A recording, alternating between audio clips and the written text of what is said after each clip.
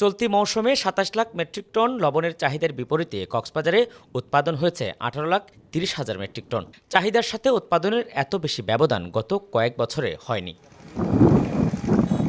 জলবায়ু পরিবর্তনের কারণে প্রতি বছর বদলাচ্ছে বৃষ্টির ধরন।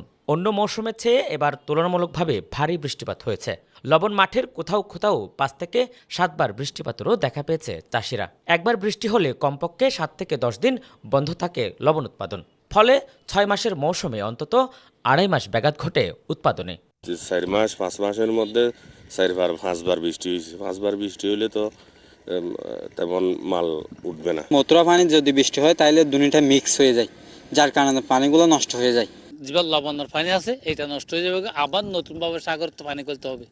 সাগর পানি আসলে তখন আবার সুন্দর করে আবার লবণ উঠবে। এখানে লস হলে আমরা কি চলতে পারবো? আমাদের ন্যায্য মূল্য চাই, একটাই দাবি, আমাদের ন্যায্য মূল্যটা চাই। তবে বৃষ্টি হলেও উৎপাদন বন্ধের সময় কমিয়ে আনার কৌশল বের করেছে বিসিক, যা প্রয়োগ করলে বৃষ্টি থেমে যাওয়ার ২ দিন পরই উৎপাদন শুরু করতে পারবে চাষিরা।